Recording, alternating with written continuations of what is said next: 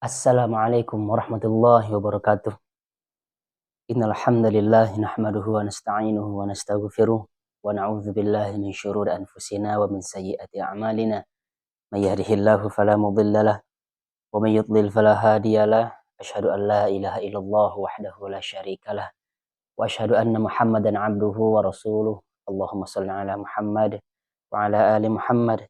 Alhamdulillah, kita bersyukur kepada Allah Subhanahu wa taala yang sampai saat ini masih memberikan kita nikmat kesempatan sehingga dengannya kita dapat melanjutkan materi kita pada kitab Bulughul Maram, di mana pada kali ini insya Allah kita akan membahas tentang bab mandi dan hukum junub. Para hadirin yang dirahmati Allah Subhanahu wa taala, kita lanjut saja bacakan hadis-hadis tentang mandi dan hukum junub. Yang pertama dari Abu Sa'id Al-Khudri radhiyallahu anhu. Dia berkata, Rasulullah Shallallahu alaihi wasallam bersabda, wajibnya mandi karena keluarnya mani. Ya, jadi kalau seseorang baik laki-laki maupun perempuan kalau sudah keluar mani, maka wajib baginya untuk mandi. Hadis ini diriwayatkan oleh Imam Muslim. Kita kepada intisari hadis ini, yaitu mandi junub adalah meratakan air ke seluruh badan. Para ulama bersepakat tentang disyariatkannya menggosok-gosok badan ketika mandi. Ya, mereka bersepakat ya. Tetapi mereka berselisih tentang hukum menggosok-gosok badan ini. Apakah itu diwajibkan atau tidak wajib? Tetapi di sini ya, pendapat yang kuat adalah atau pendapat jumhur mengatakan hal tersebut tidak wajib ya, karena menggosok tidak termasuk dalam cakupan mandi junub secara syariat. Nah, sekali lagi ya, karena menggosok tidak masuk dalam cakupan makna mandi dalam syariat. Jadi menggosok-gosok badan itu tidaklah wajib. Itu pendapat yang kuat.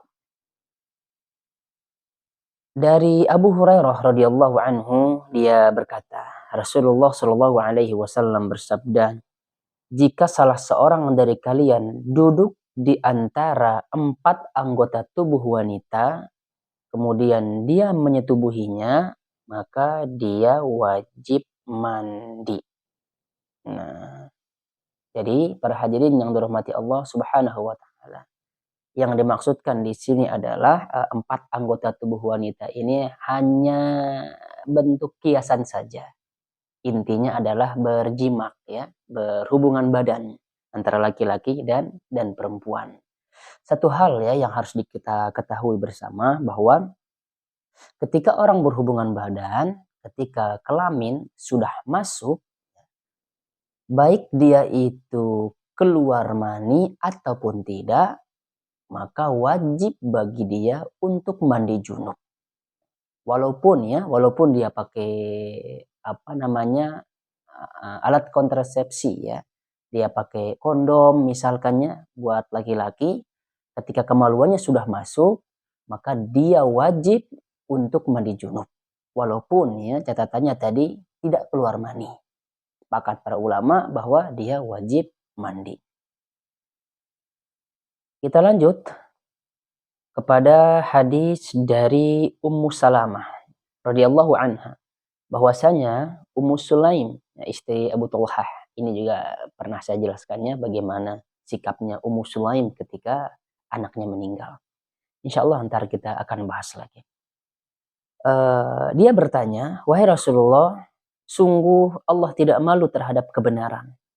Apakah wajib mandi bagi seorang wanita jika dia mimpi basah? Lalu Rasulullah Shallallahu alaihi wasallam menjawab, iya, jika dia melihat ada maninya yang keluar, maka dia wajib mandi. Nah, hadis ini sahih diriwayatkan oleh Al-Bukhari. Jadi berdasarkan hadis ini, ketika seseorang sudah bermimpi, artinya ya mimpi basah, baik itu dialami oleh laki-laki maupun perempuan, maka dia wajib mandi. Nah,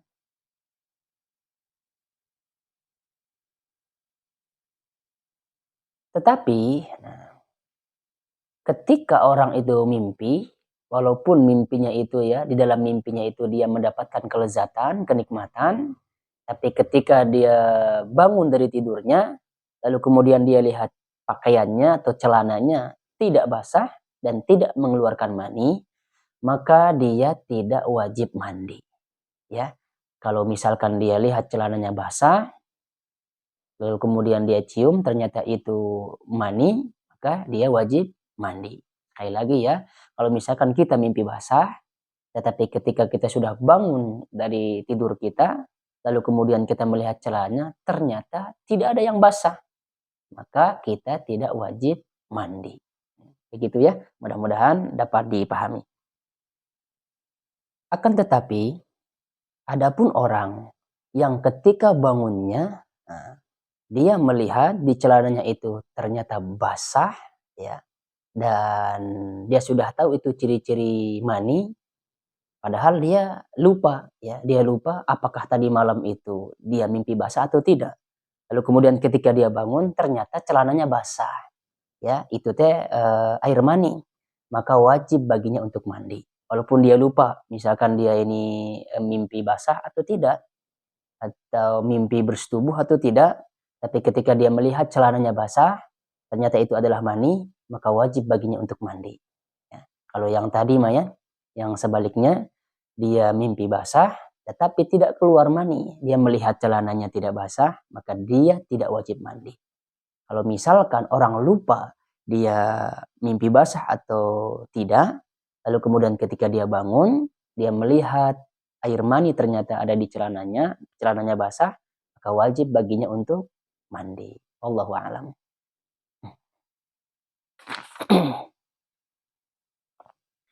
Kita lanjut.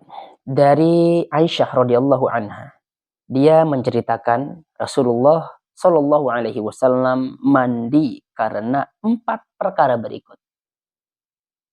Yang pertama karena junub, yang kedua pada hari Jumat, yang ketiga setelah selesai berbekam, yang keempat sesudah memandikan mayit. Tetapi kalau kita baca status hadis ini, yaitu statusnya dhaif, ya. Ini juga saya pernah jelaskan di pertemuan sebelumnya. Memandikan mayit atau mandi setelah memandikan mayit itu tidak wajib. Akan tetapi itu hanya sekedar anjuran saja. Jadi kalau misalkan ada di antara saudara-saudaraku, ya, yang memandikan mayit, lalu kemudian dia mandi, nah itu hanya dianjurkan saja. Statusnya tidak menjadi wajib. Ya. Kenapa demikian? Karena di hadis yang lain, di hadis yang sahih, Rasulullah SAW bersabda, tidak ada kewajiban mandi ketika kalian memandikan mayit. Karena mayit seorang dari kalian bukanlah najis, kata Rasulullah. Jadi cukup dengan mencuci kedua tangan kalian.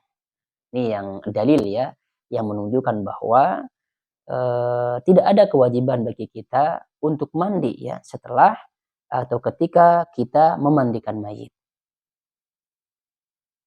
Lalu kemudian dari Abu Hurairah radhiyallahu anhu mengenai kisah Sumamah ya bin Utsal. Ketika dia masuk Islam, Nabi Shallallahu alaihi wasallam menyuruhnya mandi. Hadis ini diriwayatkan oleh Abdul Razak dan hadis ini pada asalnya muttafaqun alaih. Tentunya ya hadis ini hadis sahih. Ini menunjukkan wajibnya mandi bagi orang yang masuk Islam. Wajib atasnya mandi ya. Kenapa? Kenapa demikian? Karena kata para ulama ya, sebelum dia jadi Islam tersebut, dia pasti itu, pasti mimpi basah, pasti bersetubuh. Nah, ini salah satu yang menyebabkan dia itu wajib mandi tatkala dia masuk Islam. Apa hikmahnya orang yang masuk Islam itu wajib mandi? Ya. Karena bahwasanya orang kafir biasanya tidak terlepas dari kondisi junub. Ya, mereka tidak terlepas dari kondisi junub, maka wajib baginya untuk mandi. Dan para ulama kita menganjurkan bahwa orang yang masuk Islam itu dianjurkan untuk mencukur rambutnya, mencukur bulu ketiaknya, mencukur bulu kemaluannya, ya, mencukur kuku dan lain sebagainya. Itu ya anjuran ya daripada guru-guru kita. Demikian berdasarkan riwayat yang sahih bahwa Nabi memerintahkan kepada orang yang baru masuk Islam. Apa kata beliau? Buanglah rambut kekafiran darimu dan berkhitanlah. Jadi dianjurkannya untuk mereka untuk mencukur rambut, begitu juga dengan berkhitan. Mudah-mudahan ini ada manfaatnya. Kita lanjut kepada hadis dari Abu Sa'id Al-Khudri radhiyallahu anhu bahwa Rasulullah Shallallahu alaihi wasallam bersabda, mandi pada hari Jumat merupakan kewajiban atas orang-orang yang sudah balik. Hadis ini diriwayatkan oleh 7 imam. Hadis ini sahih ya. Tapi pembahasan di sini disebutkan bahwa yang pertama bisa jadi mandi ini dinisbatkan pada waktunya, yaitu hari Jumat, sehingga ia khusus untuk hari Jumat dan keutamaannya didapat jika dilakukan baik sebelum maupun setelah sholat Jumat di hari itu. Ya. Dan bisa juga nisbatnya kepada pelaksanaan sholat Jumat, sehingga ia termasuk dalam perkara menisbatkan sesuatu pada sebabnya. Maka otomatis keutamaan mandi tersebut tidak diperoleh kecuali jika ia dilakukan sebelum sholat Jumat. Ada 2 kemungkinannya. Nah, pendapat yang kedua ini tentunya lebih kuat karena sebab penuturan hadis ini sesuai dengan makna tersebut. Jadi pendapat yang kedua yang lebih rajih. Sabda Rasulullah Shallallahu Alaihi Wasallam, ya, kewajiban atas orang-orang yang sudah balik. Ya, kewajiban atas orang-orang yang sudah balik itu mandi pada hari Jumat. Ya, sebelum Jumat itu, jadi orang sudah balik mau mandi. Ya. Meskipun ya, ia wajib karena keberadaan sholat Jumat itu sendiri dan tidak diwajibkan kepada orang yang belum balik. Nah, itu ya. Dan pengkhususan ini, ya, mandi Jumat ini dikhususkan memang untuk para laki-laki, sedangkan untuk perempuan tidak. Ya. Dan dilakukannya sebelum sholat Jumat, bukan setelah sholat Jumat. Walaupun pada dasarnya, ya, mandi itu memang kita disunahkan untuk bebersih, ya, membersihkan badan kita. Akan tetapi kalau itu dilakukan setelah sholat Jumat, maka kita tidak akan mendapatkan keutamaan mandi sholat Jumat tersebut. Dan bisa jadi, kata para ulama, kita mendapatkan dosa karena kita melanggar daripada kewajiban kita tersebut, yaitu mandi pada hari Jumat. Nah, mandi pada hari Jumat, ya, artinya sebelum sholat Jumat tersebut dilaksanakan. Penyebutan kata hari Jumat dalam hadis yang tadi ya yang saya bacakan menunjukkan bahwa mandi Jumat tidak sah jika dilakukan pada malam hari. Maka mandi Jumat itu dianggap sah ketika waktunya setelah terbit fajar. Setelah terbit fajar ya, kita mandi, berarti kewajiban kita sudah lepas. Begitu juga kita jangan lupa ya untuk melakukan hal-hal yang sunnah ketika di hari Jumat. Ketika kita ingin berangkat ke masjid ya untuk melakukan sholat Jumat. Jangan lupa untuk pertama potong kuku, merapikan kumis ya, memakai wangi-wangian, jangan sampai ketika sholat Jumat itu bau badan kita ini kecium oleh tetangga di kiri dan kanan kita, sehingga yang kiri sebelah kiri kita dan yang sebelah kanan kita tidak nyaman dengan adanya kita di saf mereka. Maka oleh karena itu ya, ketika hari Jumat pakai pakaian yang paling bagus, gunakan wangi-wangian, rapikan kumis ya, apa juga kuku silahkan dipotong. Insya Allah kita akan mendapatkan pahala sunnahnya. Inti namanya bebersih di hari Jumat. Para hadirin yang dirahmati Allah Subhanahu wa taala. Kita lanjutkan hadisnya ya. Dari Abu Sa'id Al-Khudri radhiyallahu anhu, dia bercerita, Rasulullah shallallahu alaihi wasallam bersabda, jika salah seorang kamu menyetubuhi istrinya, kemudian ingin mengulanginya lagi, maka hendaklah dia berwudu di antara keduanya. Begini ya. Misalkan ada seseorang yang menyetubuhi istrinya. Nah, ketika dia ingin dia istirahat dulu sebentar, lalu kemudian dia ingin lagi, misal ya, nah, maka kita disunnahkan untuk berwudu dulu, lalu kemudian kita lakukan lagi. Nah, kenapa demikian?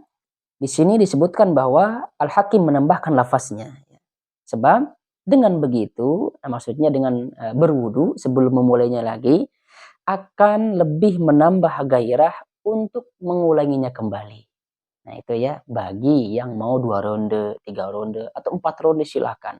Akan tetapi kita selingi dulu ya dengan berwudu, supaya lebih bergairah lagi. Itu maksudnya ya.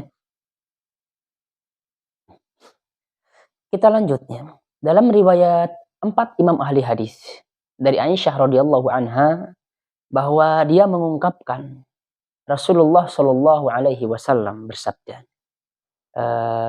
mohon maaf ya. Dalam riwayat 4 imam ahli hadis dari Aisyah radhiyallahu anha, bahwa dia mengungkapkan Rasulullah Shallallahu alaihi wasallam pernah tidur dalam keadaan junub sebelum menyentuh air, ya, maksudnya tanpa wudu. Akan tetapi hadis ini cacat ya, disebutkan di sini. Hadis ini menunjukkan bahwa anjuran berwudu bagi orang junub yang ingin tidur. Sekali lagi ya, ini statusnya tidak wajib, hanya sekedar anjuran saja. Ya, dan tidak susah ya kalau misalkan kita berwudu. Berwudu juga tidak akan menghabiskan waktu 5 menit.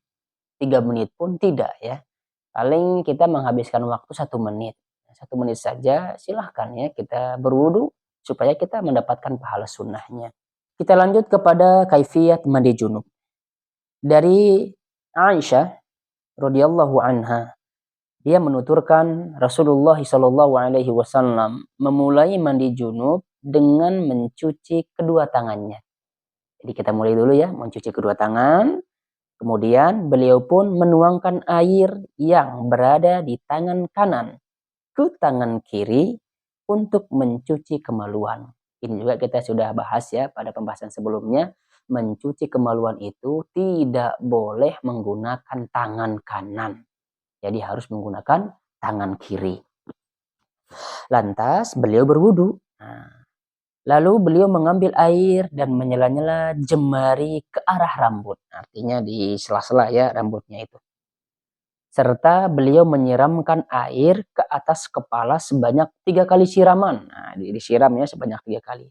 Lantas menyiram sekujur tubuh hingga akhirnya kemudian beliau baru mencuci kaki. Insya Allah kita akan ini nanti ya bahas. Karena beberapa hadis ya kalau kita baca, kadang Rasulullah itu menyempurnakan wudu. Terkadang di riwayat yang lainnya Rasulullah berwudu itu tidak sampai membasuh kaki, tetapi ketika beliau sudah selesai mandi, maka beliau mencuci kaki beliau. Itu ya. Nanti kita akan gabungkan hadis-hadis ini. Di riwayat yang lain juga ya disebutkan bahwa ketika beliau mencuci kemaluannya dengan tangan kiri, lalu beliau menggosokkan tangan tersebut ke tanah. Ya, menggosokkan tangan ke tanah. Nah, kalau zaman sekarang namanya ya pakai sabun lah ya, pakai sabun sekarang mah. Tetapi ada satu hal yang tidak bisa dilakukan oleh sabun. Kadang bakteri tidak bisa dihilangkan oleh sabun. Ada beberapa ya, disebutkan oleh pakar, ada beberapa bakteri yang hanya bisa dihilangkan oleh tanah. Nah, insya Allah ya nanti mah kita eh, bahas perihal ini. Atau kita bisa lihat lebih detailnya di media-media sosial tentang bakteri yang hanya bisa dihilangkan oleh tanah, yang bisa dibunuh oleh yang tanah gitu. Dari Ummu Salamah radhiyallahu anha, dia berkata, "Aku pernah bertanya, wahai Rasulullah, aku seorang wanita yang gemar mengikat rambut. Maka apakah aku harus membuka ikatan tersebut jika hendak mandi junub?" Kata beliau ya. Pada riwayat lain disebutkan dan ketika akan mandi haid. Nah, gitu. Beliau menjawab, Rasulullah Shallallahu Alaihi Wasallam menjawab, tidak perlu. Cukup menyiram kepalamu sebanyak 3 kali siraman. Jadi orang yang suka ngepang ya, suka ikat rambut, yang rambutnya panjang, jadi tidak perlu dibuka. Cukup kita siramkan saja sebanyak 3 kali siraman. Akan tetapi ya, jumhur ulama mengatakan kalau hanya sekedar mandi junub, maka ya ikatan rambut itu tidak perlu dibuka, cukup kita siram saja. Akan tetapi kalau ini sifatnya mandi haid, ya mandi setelah haid, maka kepangannya itu, ikat rambutnya itu harus dibuka, ya sehingga semuanya lebih gampang untuk dibasuh.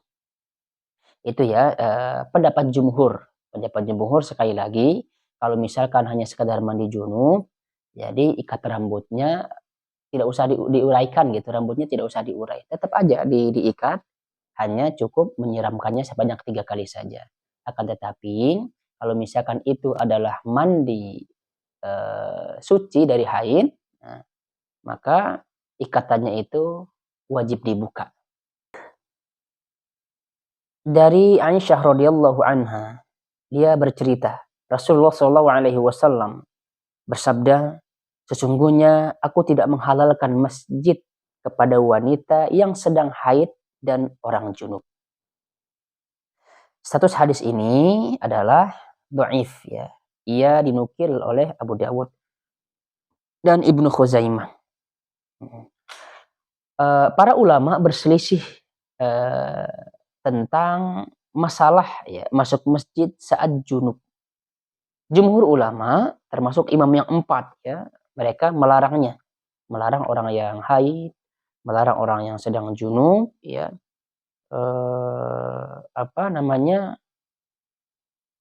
Masuk ke masjid gitu.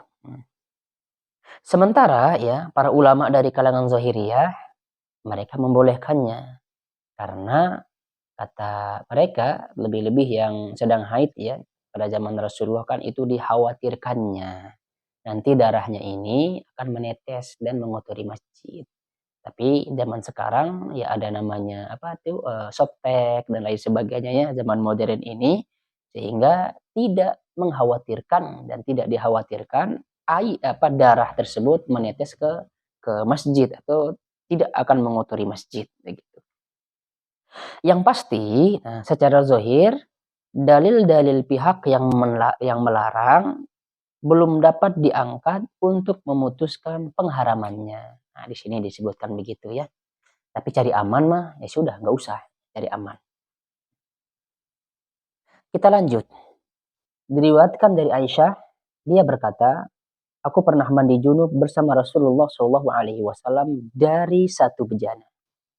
Saat itu tangan kami saling bergantian. Nah, saling bergantiannya mengambil air lah maksudnya. Saling bergantian dari bejana tersebut. Kadang-kadang tangan kami bertemu, yaitu bersentuhan dalam bejana tersebut. Luar biasa ya, asa romantis. Nah, hadis ini menunjukkan bahwa boleh mandi junub bersama istri dari satu bejana. Boleh ya. Menurut ijma ulama, mandinya suami dan istri dalam satu wadah secara bersamaan tidak mempengaruhi kesucian air. Ya.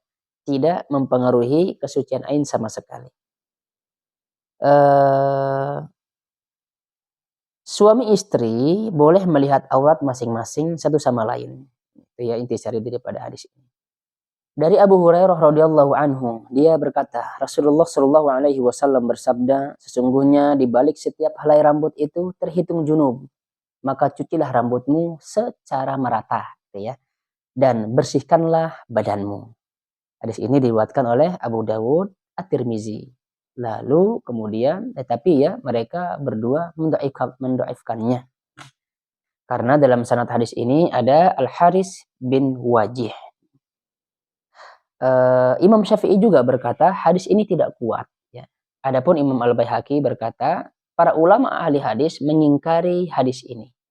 Jadi yang penting mah kita ikuti tadi hadis yang sahihnya.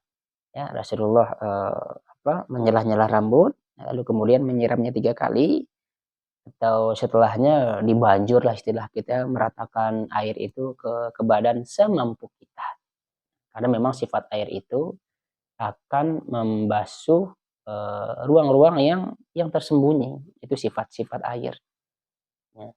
Nah, jadi sekarang kita simpulkan ya tentang mandi junub ini. Nah, yang pertama kita cuci tangan dulu. Kita cuci tangan, lalu kemudian kita membersihkan kemaluan. Ingat ya, dengan tangan kiri pakai sabun. Nah, kalau sekarang pakai sabun. Nah, setelah pakai sabun, kita berwudu dengan sempurna. Kita berwudu dengan sempurna. Nah, setelah kita berwudu, kita selah-selah ini rambut kita terus sampai rata begitu. Lalu kemudian kita siram 3 kali. Nah, setelahnya kita basahi seluruh tubuh kita. Nah, jadi ketika ada pertanyaan, apakah kita harus berwudu lagi? Jawabannya adalah tidak perlu berwudu lagi. Karena tadi kita sudah berwudu. Sebelum kita mandi itu sudah berwudu. Dan walaupun kita tidak berwudu juga, itu sudah mencukupi ketika kita mandi junub tersebut. Ketika kita mandi besar tersebut. Akan tetapi ini kita disunahkan untuk berwudu. Wallahu a'lam ya, mudah-mudahan ini ada manfaatnya.